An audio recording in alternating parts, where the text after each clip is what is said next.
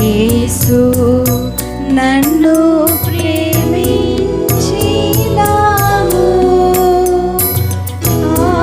పాపినైనా నన్ను ప్రేమించినావు.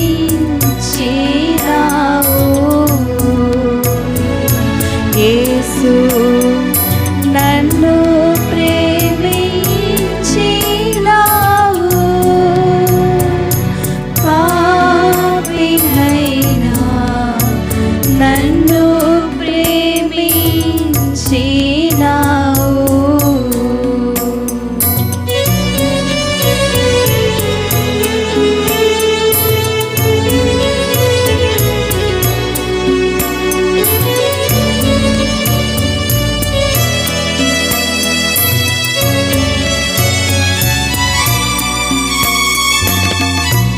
నన్ను ప్రేమింపమా నవరూపమెత్తిదానముగా జీవము సిల్వపై మించి కన్నా తల్లిదండ్రుల అన్నదమ్ముల ప్రేమ కన్నా మించిన ప్రేమతో యేసు నన్ను ప్రేమించినావు, పాపినైనా నన్ను ప్రేమించినావు.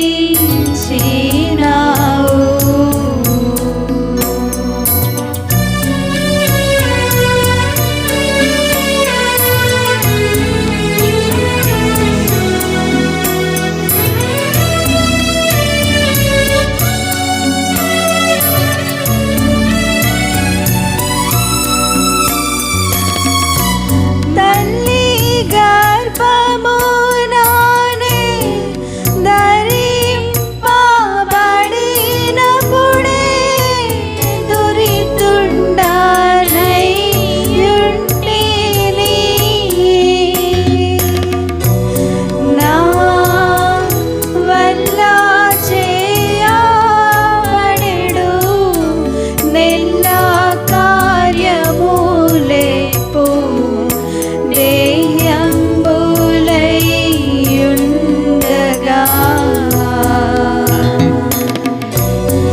యేసు నన్ను ప్రేమించినావు,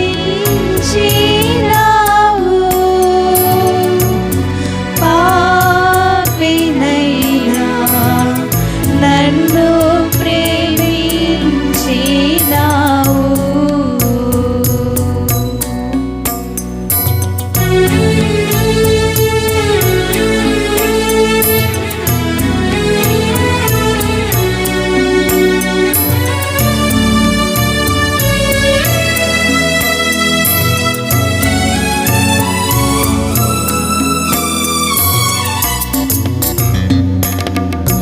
నా వంటి నరుడొకడు నన్ను ప్రేమించినా నా వలన ఫలము గోరు. ఆహా నీ వంటి పుణ్యునికి నా వంటి పాపితో కేవలం మేమీ లేక యేసు నన్ను ప్రేమించినావు,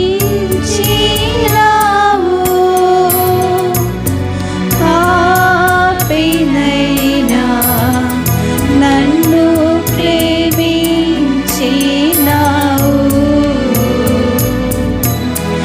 యేసు నన్ను ప్రేమించినావు,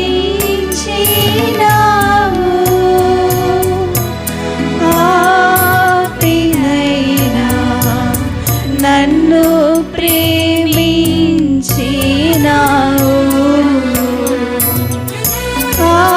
పాపినైనా నన్ను ప్రేమించినావు. పాపినైనా నన్ను ప్రేమించినావు.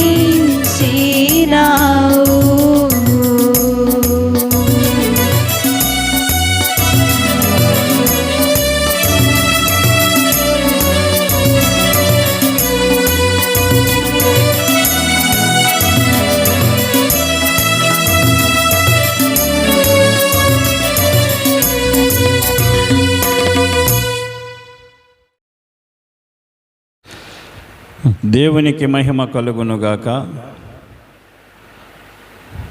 మీ అందరికీ కూడా నా హృదయపూర్వకమైన వందనాలు తెలియజేస్తున్నాను.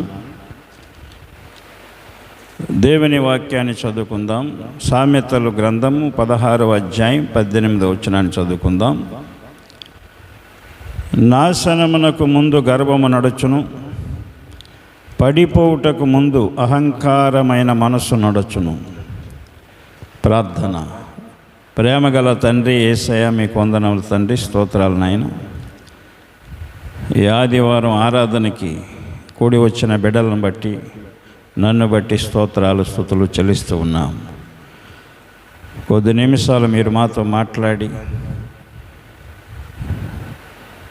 ప్రతి ఒక్కరిని కూడా నీ వాక్యమును విని గ్రహించేటట్టుగా మీ ఆత్మ నడిపింపు దయచేయమని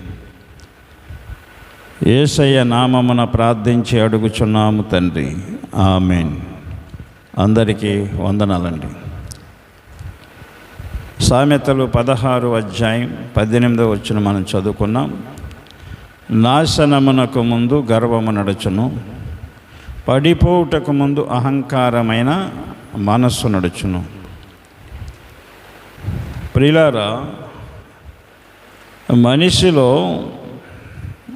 రకరకాల ఇతర పాపాలు పుట్టకముందే మొట్టమొదటిగా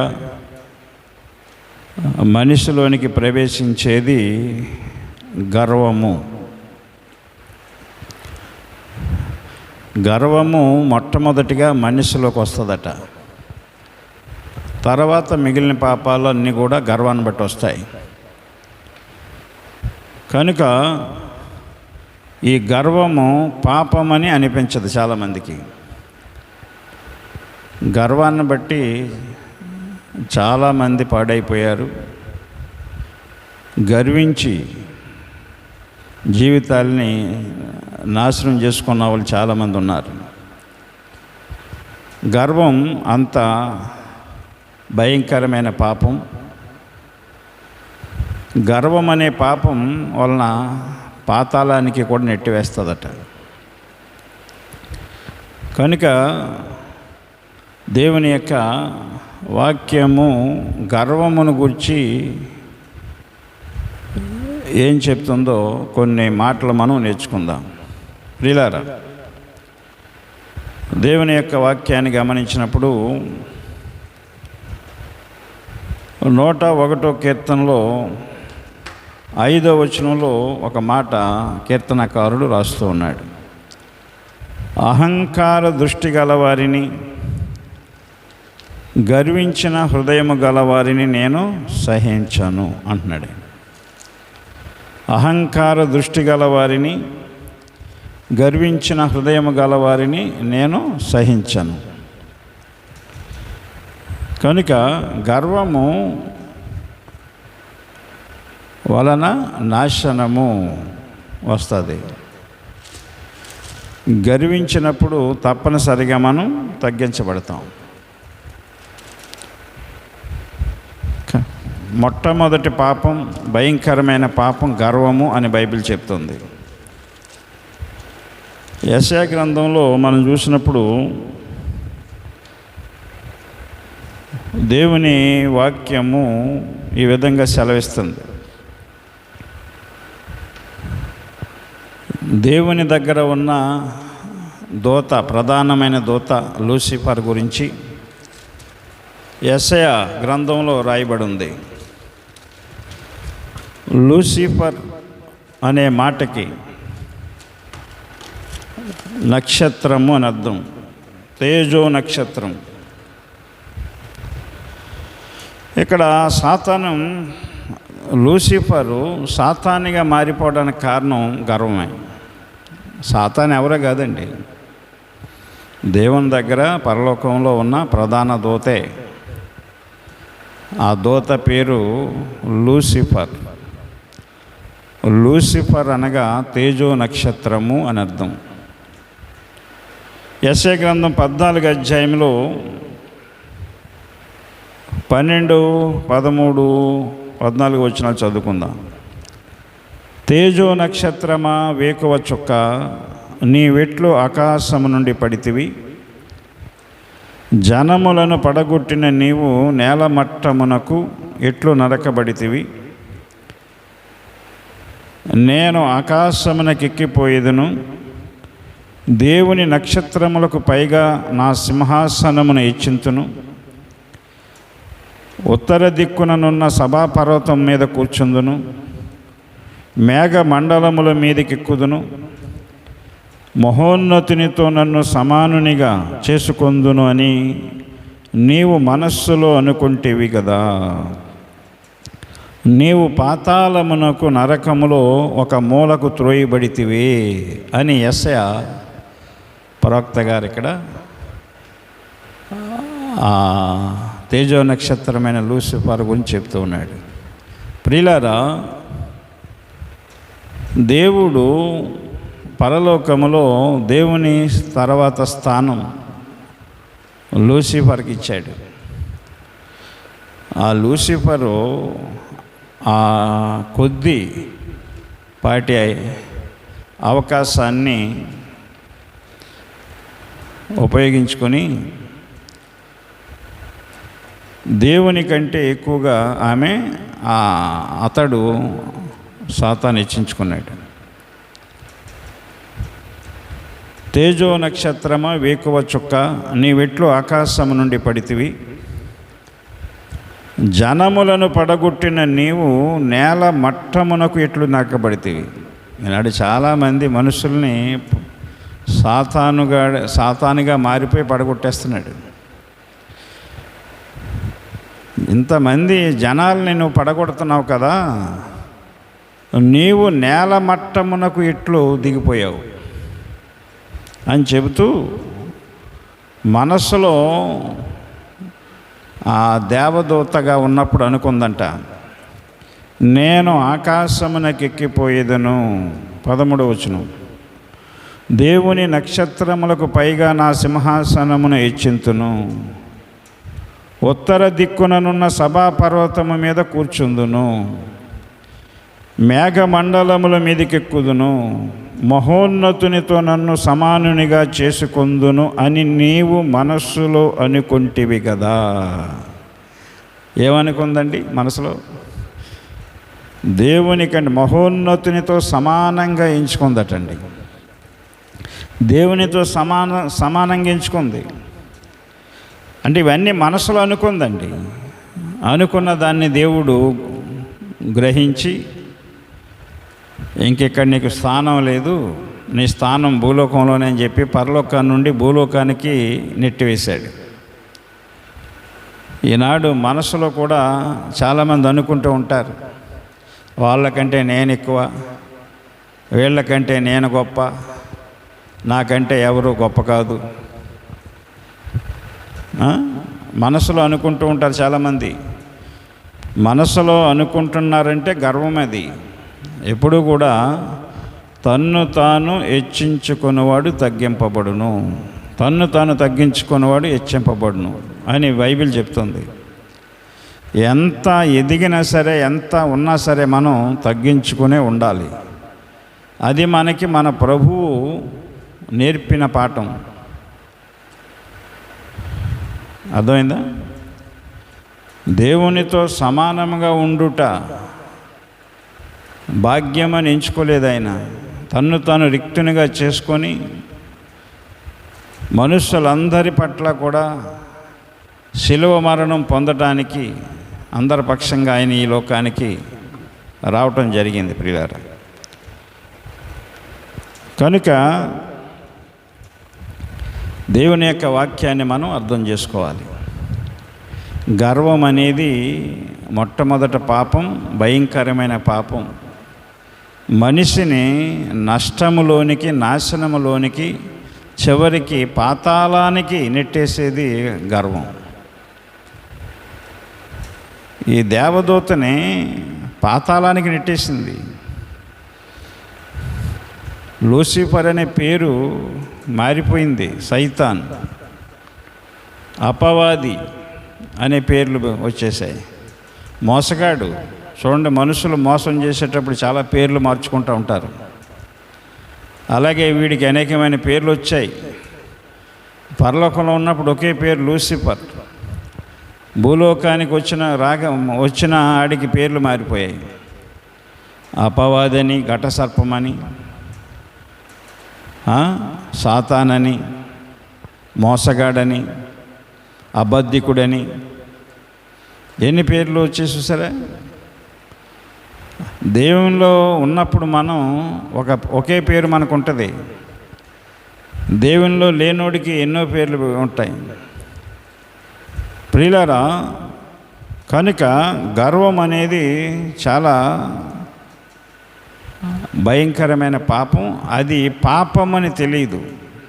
చాలామందికి తలబిరుసుతనం ఉంటుంది. డాబులు చెప్పుకోవటం, గొప్పలు చెప్పుకుంటారు. స్థాయికి మించి ప్రవర్తిస్తూ ఉంటారు. ఏమీ ఉండదు, కానీ ఎంతో ఉన్నట్టు తయారవుతారు. బయటకు వచ్చినప్పుడు స్థాయికి మించి ప్రవర్తిస్తూ ఉంటారు. అప్పు చేసి పప్పు కూడా తింటూ ఉంటారు. తలబిరుసుతనం, డాబులు చెప్పుకోవటం, అంటే గొప్పలు చెప్పుకోవటం, స్థాయికి మించి ప్రవర్తించడం, ఇవన్నీ కూడా గర్వంలోకి వస్తాయి. గర్వానికి సంబంధించినవే. లేకపోతే మనిషి తలబిరుసుతనంగా ఉండడు, డాబులు గొప్పలు చెప్పుకోడు. ఏముందండి మాకేం అన్నట్టు ఉంటారు. స్థాయికి మించి ప్రవర్తించరు, స్థాయికి మించి తయారవరు. చూడండి, కొంతమంది చాలా ఉన్నవాళ్ళగా తయారవుతూ ఉంటారు అన్నమాట. గర్వం ఇలాంటి రూపాల్లో ఉంటుంది. ఇంకా గర్వంలో కొన్ని రకాల గర్వాలు ఉంటాయి. విద్య గర్వం, ఆధ్యాత్మికమైన గర్వం, ధన గర్వం, సాంఘిక గర్వం. ఈ రూపాల్లో కూడా గర్వం పనిచేస్తూ ఉంటుంది. గమనించి, ఆధ్యాత్మికమైన గర్వం అంటే భక్తి. కొంతమంది సంఘంలో భక్తిగా ఉండేటప్పటికీ ఆటోమేటిక్గా గర్వం వచ్చేస్తుంది. పాస్టర్ గారు కాస్త పెత్తనం అప్పగిస్తే ఇంకా నా అంతటోడు లేడు అన్న ఆలోచన వచ్చేది.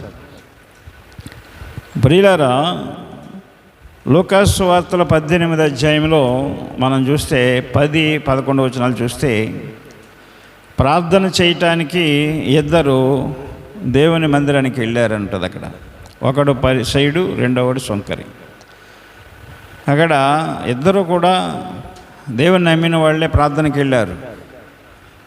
అక్కడ అందుకనే యేసు ప్రభు వారు ఆ ఉపమానం చెప్పాడు శిష్యులకి. ఒకవేళ మీరు ఇలాగా అనుకుంటారేమో జాగ్రత్త అని. ఇక్కడ మనం చూస్తే లూకాసు వార్తలో 18 అధ్యాయంలో 10-11 వచనాలు. ప్రార్థన చేయుటకై ఇద్దరు మనుష్యులు దేవాలయమునకు వెళ్ళిరి. వారిలో ఒకడు పరిసయుడు, ఒకడు సొంకరి. పరిసయుడు నిలబడి ప్రార్థన చేస్తున్నాడు. దేవా, నేను చోరులను, అన్యాయస్తులను, వ్యభిచారులనైనా ఇతర మనుష్యుల వలనైనను ఈ సొంకరి వలనైనను ఉండనందుకు నీకు కృతజ్ఞతాస్తుతులు చెల్లించుచున్నాను. వారమునకు 2 మార్లు ఉపవాసము చేయుచు నా సంపాదన అంతటిలో 10వ వంతు చెల్లించుచున్నానని తనలో తాను ప్రార్థించుచుండెను. చూసారా తన ప్రార్థన అంటే? తన ప్రార్థన ఏంటిది? నేనే నీతిమంతుడని అనుకోవటం. ఈ లోకాసు వార్త 18 అధ్యాయంలో 9వ వచనం కూడా చదువుదాం. తామే నీతిమంతులమని తమ్ము నమ్ముకొని ఇతరులను తృణీకరించు కొందరితో ఆయన ఈ ఉపమానము చెప్పెను. అంటే తామే నీతిమంతులం అనుకుంటారట కొంతమంది. సంఘాల్లో చాలామంది ఉన్నారండి. చాలామందే కాదు, ఇంచుమించు అందరూ అలాగ అనుకుంటారనుకుంటున్నాను నేను. మేమే నీతిమంతులం, మేమే పరిశుద్ధులం, మేమే విశ్వాసులం, మా సంఘమే గొప్పదే, మేమే పరలోకం వెళ్తాం అని చెప్పేవాళ్ళు కూడా చాలామంది ఉన్నారు ఈ రోజుల్లో. పిల్లారా గమనించండి. ఇక ఇది ప్రార్థన అండి. ఇది ప్రార్థన అంటే ఏంటండి? దేవుణ్ణి అడగాలి. అడిగేది, ప్రభువా నన్ను కనికరించి నన్ను కృప చూపించు, నాకు లేనిది నాకు ఇయ్యి, నాకు కావలసింది నాకు సహాయం చేయి, నీకు కావలసినట్లుగా నన్ను మార్చుకో. ప్రార్థన అది. ప్రార్థన అంటే అలా ఉండాలి. ఏమంటున్నాడు ఇతడు? దేవా, నేను చోరులను, అన్యాయస్తులను, వ్యభిచారులనైన ఇతర మనుష్యుల వలనైనను ఈ సొంకరి వలనైనను ఉండనందుకు నీకు కృతజ్ఞతాస్తుతులు చెల్లించుచున్నాను. దేవుడిచ్చిన కృపను బట్టి, దేవుడిచ్చిన ఆశీర్వాదాన్ని బట్టి సంతోషించాలి తప్ప నేను అలా లేనందుకు, ఇలా లేనందుకు, వాళ్ళలా లేనందుకు సంతోషిస్తున్నాను అనకూడదు. ఇది గర్వం, ఇది భక్తి గర్వం. ప్రియులారా, కొంతమంది అలాగ అనుకుంటున్నారు ఈ రోజుల్లో. మేమే ప్రార్థనా పరులు, మేమే పరిశుద్ధులం, మేమే నీతిమంతులం, మా సంఘమే నిజమైన సంఘం, మా సంఘమే భక్తిగల సంఘం. చాలామంది ఈ విధంగా సంఘం పేరు చెప్తూ ఉంటారు, వ్యక్తుల పేరు చెప్తూ ఉంటారు, దేవుడి పేరు చెప్పరు. భక్తి గర్వం. ప్రియులారా, ఆధ్యాత్మికమైన గర్వం. రెండవది విద్యా గర్వం. అంటే జ్ఞానాన్ని బట్టి ఎక్కువగా చదువుకుంటే గర్విస్తారు. మా పిల్లలు చూడండి ఎలాంటి చదువులు చదివారు. మా పిల్లలంటే ఏంటనుకుంటున్నారండి? చాలా జాగ్రత్తగా చదివారండి. ఎవరు చదవలేని చదువులు చదివారండి అన్నట్టుగా కొంతమంది తల్లిదండ్రులు కూడా బిడ్డల గురించి చెప్తూ ఉంటారు.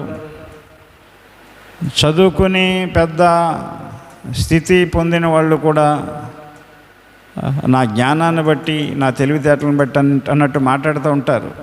క్రైస్తవులకి ఇది తగదు, అది గర్వమే.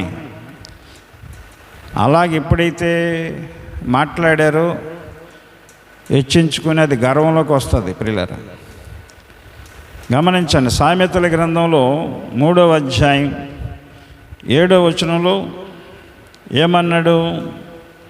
నేను జ్ఞానిని గదా అని నీవు అనుకొనవద్దు అన్నాడు ఆయన. ఏమన్నాడండి? మరి మనం ఎందుకు అనుకుంటున్నామండి అలాగా? నేను జ్ఞానిని గదా అని నీవు అనుకొనవద్దు, యెహోవా యందు భయభక్తులు కలిగి చెడుతనము విడిచిపెట్టుము. నేను జ్ఞానిని, జ్ఞానము గలవాడను, గొప్పోడిని నేను అనుకోవటం చెడుతనం. అలాంటి చెడు మనస్సు, అలాంటి చెడ్డ మనస్సు, చెడుతనం విడిచిపెట్టమని చెప్తున్నాడు. నేను జ్ఞానిని కదా అని నువ్వు అనుకొనవద్దని చెప్తున్నాడు ఆయన. అదే సామెతలు 26:12 మనం చూస్తే, అదే సామెతలు 26:12 మనం చూస్తే ప్రియులారా, తన దృష్టికి జ్ఞానినని అనుకొని వానిని చూచితివా, వానిని గుణపరుచుట కంటే మూర్ఖుని గుణపరుచుట సులువు. తన దృష్టికి జ్ఞానిననుకుని వానిని చూచితివా? వానిని గుణపరచుట కంటే మూర్ఖుని గుణపరచుట సులువు అంటున్నాడు ఆయన. తన దృష్టికి జ్ఞానిని అనుకునేవారు. గర్వం. కనుక ఇది విద్యా గర్వం, విద్య గర్వం. అలాంటి గర్వం, అది గర్వం అని అనుకోరు చాలామంది. గర్వం అని అనిపించదు అది. మా పిల్లలు కాబట్టి అండి అలా చదవగలిగారు అంటారు కొంతమంది. దేవుడు ఆ జ్ఞానం ఇచ్చాడు కాబట్టి ఆ స్థాయికి నీ పిల్లలు వెళ్ళారు. దేవుడు అలాంటి తెలివితేటలు ఇచ్చాడు కాబట్టి నీవు నీ కుటుంబం ఆ స్థితిలో ఉన్నారు. అంత మట్టుకే. దేవుడిందండి అంత మాదే ఉందని అనాలి. ఎప్పుడైతే నాది అన్నావో, నేను అన్నావో అది గర్వమే ప్రియులారా. కనుక విద్యాగర్వం. మూడవది ధనగర్వం. ధనగర్వం గమనించండి ప్రియులారా. చాలా డబ్బు సంపాదించిన వాళ్ళు సంపాదన బట్టి గర్విస్తూ ఉంటారు. ఒక ధనవంతుడు సమృద్ధిగా పంట పండిందంట. అతను ఆ పంట అంతా తెచ్చి తన కొట్టులో పోసి ఆ రాత్రి పండుకొని ఏమన్నాడు? నా ప్రాణమా తినుము తాగుము సుఖించము అని ప్రాణంతో చెప్పుకుంటున్నాడంట. అప్పుడు దేవుడు అతన్ని పిలిచి, వెర్రివాడా, ఈ రాత్రి నీ ప్రాణమును అడుగుతున్నాను, తీసుకుంటున్నాను నేను, ఇదంతా ఏం చేస్తావు అన్నాడంట. కనుక ప్రియులారా, దేవుని కొరకు ధనవంతులు కాక తమ కొరకే ధనవంతులు అవ్వాలనుకునే వాళ్ళ గురించి ఆ ఉపమానం చెప్పాడు దేవుడు. కనుక ఎంత సంపాదించినా అది దేవుని వలన మనం సంపాదించామని అనుకోవాలి. ద్వితోపదేశకాండంలో 8:18 మీరు భాగ్యము సంపాదించుకొనుటకు మీకు సామర్థ్యము కలుగజేసిన వాడు యెహోవాయే అంటాడు. మీరు భాగ్యము సంపాదించుకొనుటకు మీకు సామర్థ్యమును కలుగజేసిన వాడు యెహోవాయే అంటాడు. ద్వితోపదేశకాండం 8:18 దావీదు అంటాడు, దావీదు భక్తుడు అంటాడు, దినవృత్తాంత గ్రంథములో 1 గ్రంథం 29:12 ఐశ్వర్యమును గొప్పతనమును నీ వలన కలుగును అంటాడు. ఐశ్వర్యమును గొప్పతనమును నీ వలన కలుగును. హెచ్చించువాడవును తగ్గించువాడవును బలమిచ్చువాడవును నీవే అంటాడు. ఐశ్వర్యము గొప్పతనమును కలిగించు దేవుడ నీవే, హెచ్చించువాడవును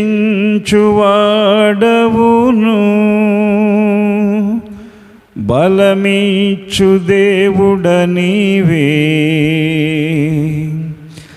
ఐశ్వర్యము గొప్పతనమును కలిగించు దేవుడ నీవే,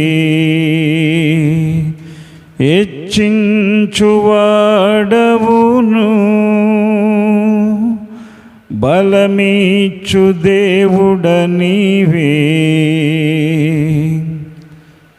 చక్కటి వచనాలు దావీదు ఇక్కడ చెప్పాడు. కనుక ప్రియులారా, ధనం వలన మనం గర్వించడానికి వీల్లేదు. ఎంత సంపాదించాను, ఎంతో సంపాదించాను అని అనుకోకూడదు. మనం దేవుని వలన అనే మాట మనం చెప్పాలి. అది ఎప్పుడు వస్తుందంటే నీలో గర్వం లేనప్పుడు. కనుక ప్రియులారా, 4వది మనం చూస్తే సాంఘిక గర్వం. సాంఘిక గర్వం అంటే సమాజంలో ఉన్న గర్వం. ఇది ఒక పదవి ద్వారా వస్తుంది, సంపాదించిన ఆస్తిపాస్తుల ద్వారా, అంతస్తుల ద్వారా, వాళ్ళ కులం ద్వారా, వాళ్ళ జాతిని బట్టి, వాళ్ళకున్న బంధువుల వర్గాన్ని బట్టి సాంఘిక గర్వం. 2-3 ఇళ్ళు సంపాదిస్తే నడుము మీద చేతులెట్టుకుని ఇలా చూసుకుంటాం తల పైకెత్తి. ఎంత సంపాదించారండి బాబు మీరని ఎవరనంటే, మరి ఏంటనుకుంటున్నావయ్యా ఎంత కష్టపడ్డానంటారు. అంతేగాని నాదే ఉందండి దేవుంది అనరు. సాంఘిక గర్వం సొసైటీలో, సమాజంలో నీకున్న కులాన్ని బట్టి, నీకున్న మతాన్ని బట్టి, నువ్వు వెళ్ళే సంఘాన్ని బట్టి కూడా గర్వించే వాళ్ళు చాలామంది ఉన్నారు.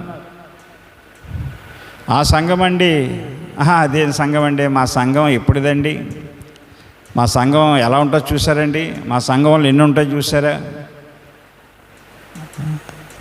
సంఘం, మతం, కులం, గోత్రం, అంతస్తు, ఐశ్వర్యాన్ని బట్టి గర్వించే వాళ్ళు ఉన్నారు. ఇది సాంఘిక గర్వం. ఇది లేకపోతే ఏదైనా పదవి వస్తే ఆ పదవిని బట్టి గర్విస్తారు. ఎన్నాళ్ళు ఉంటుందా పదవి? నువ్వు సంపాదించినవి ఎన్నాళ్ళు ఉంటాయండి? ఏం తెచ్చావు పుట్టేటప్పుడు నువ్వు? యోబు గారు ఏమన్నాడు? యోబు గ్రంథం 1వ అధ్యాయం 20వ వచనంలో, నా తల్లి గర్భములో నుండి నేను దిగంబరిగా వచ్చి తిని, దిగంబరిగానే మరలా నేను పోవుదును. యెహోవా ఇచ్చెను, యెహోవా తీసుకొనెను, ఆయన నామమునకే స్తుతి కలుగునుగాక అన్నాడు. మనకిచ్చిన వాటిని బట్టి దేవుని స్తుతించాలి, లేని వాటిని బట్టి దేవుని స్తుతించాలి. మన స్థితిని బట్టి దేవుణ్ణి స్తుతించుకుంటూ మనం పోవాలి. ఎప్పుడైతే ఆ మనసు నీకు ఉంటుందో, నీకు గర్వం లేనట్టే దేవుడు నిన్ను హెచ్చిస్తాడు ఈనాటికైనా. నా ప్రియ సహోదరుడా, సహోదరి, దానియేలు గ్రంథంలో 4వ అధ్యాయంలో మనం చూస్తే నెబుకద్నెజరు గర్వించాడు. 4వ అధ్యాయంలో ఉంటుంది మనకి 28వ వచనంలో, తను కట్టించినటువంటి ఆ రాజనగర్ని చూసుకొని, ఇది నేనే కదా కట్టించాను అని మనసులో గర్వించాడంట. అంతే, దేవుని వాక్కు వచ్చి మాట్లాడింది, నీ రాజ్యం నీ యొద్ద నుండి తీసివేయబడుతుంది, జనులు నిన్ను తరుముతారు, నువ్వు పశువులలే గడ్డి మేస్తూ ఉంటావని చెప్పాడు. అదే జరిగింది నెబుకద్నెజరుకి. అలాంటి రాజుకే దిక్కులేదు. సామాన్యులు మనమెంత, మన బోటోళ్ళు ఎంత అండి. కనుక నా ప్రియ సహోదరుడా, సహోదరి, గర్వము అని తెలియదు. ఇది నీకు తలబిరుసుతనంగా మాట్లాడతారు కొంతమంది పిల్లలు. తల్లిదండ్రులు ఏదని చెప్తే, పాస్టర్ గారు ఏదని చెప్తే గర్వంగా మాట్లాడతారు. డాబులు చెప్పుకుని తిరుగుతారు. వాళ్ళు చదివే కాలేజీల్లో కానీ, చేసే ఉద్యోగాల్లో కానీ, మాకు అంత ఉందా, మాకు ఎంత ఉందా, మేము ఎలాగని డాబులు స్థాయికి మించి మాట్లాడతారు, స్థాయికి మించి ప్రవర్తిస్తారు. అది గర్వం అని అనిపించదు. భక్తిగా ఉంటే గర్వపడతారు, కాస్త పాటలు బాగా పడితే గర్వపడతారు. పాస్టర్ గారు ఏదైనా పిలిచి చెబుతూ ఉంటే గర్విస్తారు, నేను కాబట్టి పాస్టర్ గారు పిలుస్తున్నాడు నన్ను అని. భక్తి గర్వం, విద్య గర్వం, ధన గర్వం, సాంఘిక గర్వం, ఇలాంటివన్నీ కూడా తెలియని గర్వాలు. ఇది గర్వమని తెలియదు. మనుషులు నాశనం అవుతూనే ఉంటారు, పాడవుతూనే ఉంటారు. ఈ వాక్యాన్ని వింటున్న మీరు గ్రహించుకొని, ఏదైనా మీలో ఉంటే మిమ్మల్ని మీరు సరి చేసుకుని దేవుని దృష్టికి యోగ్యంగా బ్రతకండి. దేవుడు అలాంటి గర్వాన్ని నుంచి తప్పించి మిమ్మల్ని హెచ్చించి ఘనపరుస్తాడు. అట్టి జ్ఞానము, అట్టి వివేకము, అట్టి విశ్వాసము, అట్టి భక్తి దేవుడు మీకు కలుగజేయునుగాక. ఆమేన్. ప్రార్థన చేసుకుందాం. బొమ్మను మిక్కిలిగా ప్రేమించిన యేసయ్య మీకు వందనములు, స్తోత్రములు తండ్రి. ఈ దినమున వాక్యమయ్యున్న మీరు వాక్యము ద్వారా మాతో మాట్లాడి మాలో ఎటువంటి గర్వాలు ఉంటాయో గర్వములుగా కనిపించకుండా మనుషులను నాశనం చేసేటట్టు ఉండే గర్వాల గురించి మాట్లాడినందుకు మీకు స్తోత్రాలు. నీ వాక్యాన్ని విన్నారు, విని గ్రహించి గైకొనే జ్ఞానం నీ బిడ్డలకు ఇచ్చి ప్రతి ఒక్కరిని కూడా తగ్గించుకునే మనసు అందరికీ దయచేయమని మా ప్రభువును రక్షకుడునైన యేసయ్య నామమును బట్టి ప్రార్థించి అడుగుచున్నాము తండ్రి. ఆమేన్. అందరికీ వందనాలు.